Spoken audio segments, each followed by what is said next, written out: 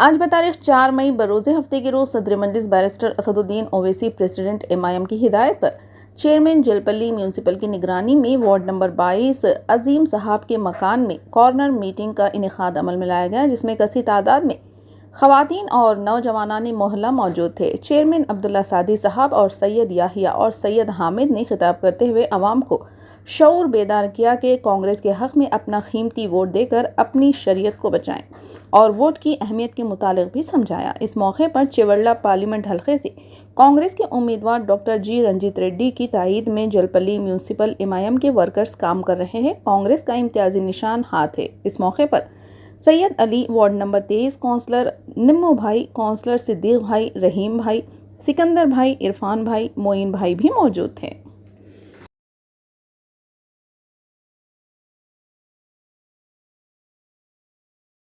यहाँ पर तीन पार्टी है, जिसमें कांग्रेस, बीजेपी और एक BRS। तो ये तीनों दोनों में मुकाबला, BRS में मुकाबला है। BRS सिर्फ बीजेपी को फायदा पहुंचाने के लिए आपके कुछ आपसे वोट मांगेंगे और कुछ नहीं। तो इसलिए मैं बोलना चाहूँगा, जैसा हालात 10 साल में जो हमारे मुसलमानों पर जो जुल्म किया गया, जो हमारे को जानवर के नाम पे मारा गया, आज हमारी शहरियत छीनने की बात कर रहे और हमारे शरीयत में मुदाखलत करें। आज बीजेपी वाले 10 साल से हमको इतना सताए कि हमारा नाम उनके लिए बहुत एक कांटे के सत्ता हो गया, जैसे वो कांटा पहले से नहीं दिखा। फिर मोदी जी परसों आए हैदराबाद में आके भवन ले लेने, मैं मुसलमानों को मजहब की बुनियाद पर मैं मुसलमानों को रिजर्वेशन दे देता हूँ, जब तक मोदी जिंदा है इनको रिजर्वेशन में हटा के रखूँगा। तो ऐसे बड़े बड़े बातें कर रहे हैं, तो इनकी ताकत को, इनकी जहनियत को हम करूँगा। जो आज यहाँ पे जो जुल्म कर रही है, मैं बता नहीं सकता कि हम जो हमारा जो लेवल है, जो देखिए कानून जो वो लोग बनाते, जो इम्प्लीमेंट चीज़ को करना चाह रहे हैं। आज देखिए हैदराबाद के कैंडिडेट है, उन्होंने सीधा जाते हुए मार के सीधा मस्जिद को दरबार था। इतनी जहनीत खराब हो गई कि बीजेपी लोगों की मुसलमान का नाम लेते ही उनकी नफरत और कुछ नहीं।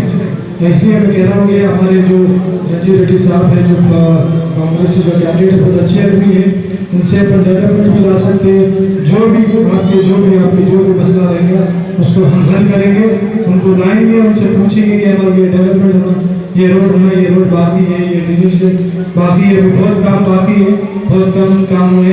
तो इंशाल्लाह मैं वादा करता हूँ कि आपके दरमियान में आकर हम अच्छे तरीके से हमारे काउंसलर्स और हमारे सदर प्रतिनिधि, हमारे अली भाई, हमारे अहमद भाई और हमारे नजीब भाई जो आज की मीटिंग जो रखी है, बहुत बहुत शुक्रिया अदा करता हूँ। इसलिए मैं कह रहा हूँ कि 13 तारीख के दिन अवली वक्त में निकल कर आप कांग्रेस को वोट देकर उनको कामयाब कीजिए। अगर ये BRS वाले भी क्या कर रहे हैं, भी मंडे से रोड करते शुरू कर तो ना आपके 5 दिन पहले बीच में आके क्या बोलेंगे, नहीं वैसा करे वैसा करे, हमारा वोट डालो।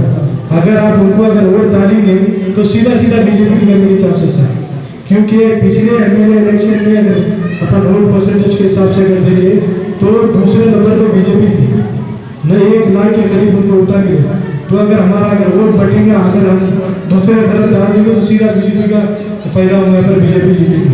क्योंकि दूसरे हफ्तों में बीजेपी जो हिंदुस्तान का जो जहर जो डाल रहे हैं ना, उन्होंने एक तरफा करना उनके उनको। तो क्या है, अभी बैलेंस में लाते तो अपने महेश्वर को जिताना है। महेश्वर जयपुर म्यूनसिपालिटी से जो माइनॉरिटी जो वोट है ना, उनसे को जिताना है। और इंशाल्लाह जो भी डेवलपमेंट का वर्क करेगा, इंशाल्लाह मैं कराऊंगा। यहाँ जो रोड हमारे एसडीएम में बने थे बहुत सालों से, यहाँ रोड नहीं है, वो रोड भी डालेंगे, और जहाँ ड्रेनेज बनेंगे ड्रेनेज डालेंगे। और ये 4 महीने पहले जो प्रजा पालना के जो स्कीम है, जो कांग्रेस गवर्नमेंट ऐलान की थी, इंशाल्लाह इलेक्शन को आने की तरफ से वो नहीं दे सके, इलेक्शन के बाद आपको ये स्कीम मिल जाएंगे। मैं आपसे मैं दिल की गहराई से आपका शुक्रिया अदा करता हूँ और आपसे वोट की अपील करता हूँ कि 13 तारीख के दिन सुबह उठकर हाथ के निशान को बटन दबाइए। ऐसा दबाना के बटन दबाइए सर, जे पूरे साथ देंगे ना इंशाल्लाह, कांग्रेस का पूरे साथ देंगे, बम्पर मेजॉरिटी से जिताएंगे, बीजेपी का खात्मा करेंगे। जो फिरका बदल हैं, जो हम पे जुल्म कर रहे हैं, उनको हटाएंगे इंशाल्लाह। अब की बार हमारे रंजीत रेड्डी साहब इंशाल्लाह आवाज दिए रही क्या थकेगा बैठे इंशाल्लाह। अस्सलाम वालेकुम। साथियों के जहन में ये बताया जा रहा है कि हिंदुस्तान में जो पार्लियामेंट का इलेक्शन है, सिर्फ 2 पार्टी लड़ सकती है, एक बीजेपी, दूसरी कांग्रेस। स्टेट की कोई दूसरी पार्टी को अगर वोट देंगे तो सीधा बीजेपी का फायदा होगा। इसीलिए कांग्रेस को वोट देने के लिए हम लोग आपका जहन बना रहे हैं, जबकि हम लोग पूरे मजलिस के, हमारे चेयरमैन भी मजलिस के, हमारे इंचार्ज अहमद सादी भी मजलिस के, यहाँ बैठे तो तमाम काउंसलर मजलिस के और हमारे हजीम भाई सब मजलिस के रहने के बावजूद भी कांग्रेस को काम करना बोल रहे हैं। किस लिए बोल रहे हैं? क्योंकि हमको हमारे वजूद की लड़ाई लड़ना है। इस बार अगर हम नहीं करेंगे काम कांग्रेस का तो करो या मरो का नौबत आ चुकी है। अगर नहीं करेंगे तो हमारे साथ जो पहलू खान के साथ हुआ वो हमारे साथ होगा। हमको एनआरसी के नाम पे डराया जा रहा है, हमको CAA के नाम पे डराया जा रहा है, हमको NPR के नाम पे डराया जा रहा है, हमको गाय का गोश्त खाने से महरूम कर दिया जाए। इसी तरह आगे चल के हमारे को हर चीज़ से डराया जाएगा। आपके पास बताइए लोग इतने बहना मेरे माँ बेटे हुए, किसी के पास अपनी माँ होगा या अपने बड़े लोगों का किसी का बर्थडे पढ़ाए। अगर घरों पे आकर बीजेपी की हुकूमत आ जाएगी, आपके घरों पे अगर आकर पूछेंगे कि बर्थ सर्टिफिकेट बताओ, तुम्हारे बड़ों का डेथ सर्टिफिकेट बताओ, तो कहाँ से लाएंगे आप? अगर हम नहीं बता सकेंगे तो हमको सेकंड दर्जे का शहरी बना दिया जाएगा। यानी हमारे ही मुल्क के अंदर, हिंदुस्तान के अंदर खैर में डाल दिया जाएगा। हमारी कोई सुनने वाला नहीं रहेगा, कोई मुस्लिम लीडर को आवाज़ दबा दी जाएगी। इसीलिए मैं कह रहा हूँ आपसे बार बार कि हमको कांग्रेस का काम करना है। इस हल्के से डॉक्टर रंजीत रेड्डी साहब चोरला पार्लियामेंट हल्के से ठहरे हुए, जो जनपल्ली बल्दिया भी उसी हल्के में आता है, आप लोग भी उसी हल्के के हैं। आप लोग हाथ के निशान को तस्लीम की वोट देकर भारी स्तर से कामयाब कराए, ताकि हुकूमत एक वोट की अहमियत है, ताकि सेंटर में हुकूमत एक MP जमा होकर 300 MP अगर बने तो कांग्रेस की हुकूमत बनेगी। कांग्रेस की हुकूमत बनेगी तो सेकुलर प्राइम मिनिस्टर मिलेगा, सेकुलर गवर्नमेंट मिलेगी। सेकुलर गवर्नमेंट मिलेगी तो आपके जो बंदा फलाना के स्कीमा है, जिस तरीके से पिछले 4 महीने पहले 5 महीने पहले आप लोगों से फॉर्म फिलअप कराया गया है, बिजली फ्री दी जाएगी, आपको महंगा ऑर्डर दिया जाएगा। ये सब स्कीमात सेंटर में भी गवर्नमेंट अगर आ गई तो बहुत जल्द से जल्द कराए जाएंगे। लेडीज को 2,500 दिए जाएंगे, पेंशन 4,000 की जाएगी। ये सब स्कीमात करने के लिए आपको जो है सो जरूरी है कि कांग्रेस का साथ दे। हम लोग मजलिस वाले इसलिए कह रहे हैं। और एक खास बात यह है कि यूनिफॉर्म सिविल कोड लाने की वो कोशिश कर रहे हैं। यूनिफॉर्म सिविल कोड अगर ला ले तो हमारी शरीयत में मदाखलत कर सका। जिस तरीके से 3 तलाक में मदाखलत करे, हमारे कुरान शरीफ के अंदर मदाखलत करे, उसको जरा गौर व फिक्र से समझिए। वक़्त का तकाज़ा कह रहा है, वो लोग को कामयाब होने नहीं देना है। अगर हमारे शरीयत में मदाखलत वो करेंगे तो आपको आने वाले टाइम में बहुत से परेशानी आएंगी। निकाह पढ़ाना है तो खाजी साहब नसीब में रहेगी। अगर जो नौजवान बच्चों का निकाह पढ़ाना है तो खाजी साहब का जाना नहीं रहेगा, सब रजिस्ट्रार के जाना पड़ेगा। डॉक्यूमेंट बनाने का से कैसा रजिस्ट्री ऑफिसर के जाते वैसा सब रजिस्ट्रार के जाना पड़ेगा। क्या हम बर्दाश्त कर सकते? हमारे अल्लाह हमारे रसूल का नाम लिए बगैर हमारा निकाह होगा। ये सब वो बीजेपी, संघ परिवार, विश्व हिंदू परिषद की साजिश है कि अपनी चाल में कामयाब होने के लिए बखूबी जोर और शोर से कोशिश कर रहे हैं हिंदुस्तान भर में। वो लोग को कामयाब होने देना नहीं है अपने को। इसीलिए मैं यहाँ से इस मंच से मीडिया के माध्यम से कहना चाह रहा हूँ, तमाम हिंदुस्तान के हिंदू, मुसलमान, सिख, ईसाई, पिछड़ा तबका, दलित, हरिजन, गिरिजन सब भाइयों से गुजारिश करता हूँ कि एक सेकुलर पार्टी को अपना वोट दीजिए। जो कांग्रेस पार्टी है जिसका इम्तियाजी निशान हाथ है, हाथ को अपना वोट देकर भारी स्तर से कामयाब बनाइए। शुक्रिया, खुदा हाफिज़। और कौन कौन सी चीज़ें निकालना चाहिए, ये सब चीज़ें पार्लियामेंट के अंदर डिसाइड होती है, दिल्ली के अंदर। तो हमारे हुकूक, हमारी शरीयत, हमारा पर्सनल लॉ, इन सब चीज़ों का अब फैसले का टाइम आएगा।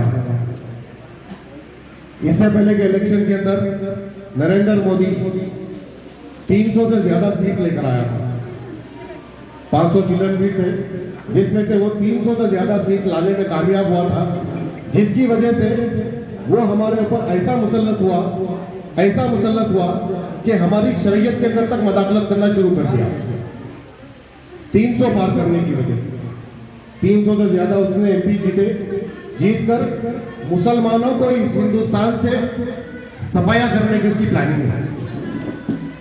तो मुसलमानों को सफाया वो सीधे तरीके से नहीं कर सकता, तो लिहाजा मुसलमानों को कमज़ोर करना, उनकी शरीयत को तोड़ना, उनको ईमान से हटाना, उनको अपने हुजूर करम सल्लल्लाहु अलैहि वसल्लम के सुन्नतों से हटाना, ये यहूदियों की पॉलिसी ये नरेंद्र मोदी इस्तेमाल कर रहा है। किस तरह से मुसलमान को कमज़ोर किया गया? सबसे पहले हमारी माँ बहनें गोशे पर्दे का एहतराम करते हैं, जिसके अंदर इस्लाम के अंदर अव्वल दर्जा दिया जाएगा। खवातीन को हिजाब के लिए अव्वल दर्जा दिया गया है, उसी के ऊपर सबसे पहले हमने अटैक कर हिजाब बंद की स्कीम निकाली, यानी कि बुर्के के ऊपर पाबंदी लगी। तो हमारी माँ बहनों ने इसका मुंहतोड़ जवाब कर्नाटक के अंदर दिया, बहुत जोर से मजम्मत की।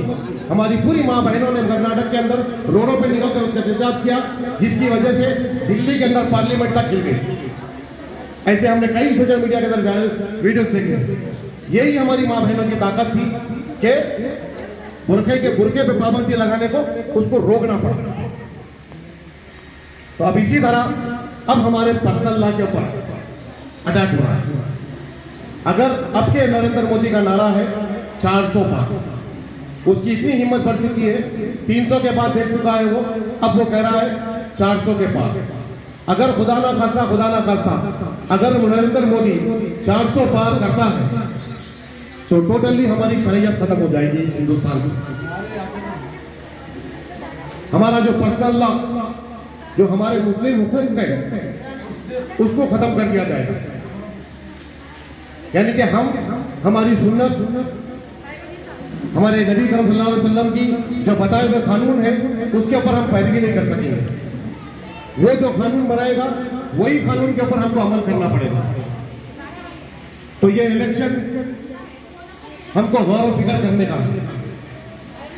बाद में रोडों पे निकल के एहतजाज करने से तो बेहतर है अब हमारे पास फैसले का वक्त है।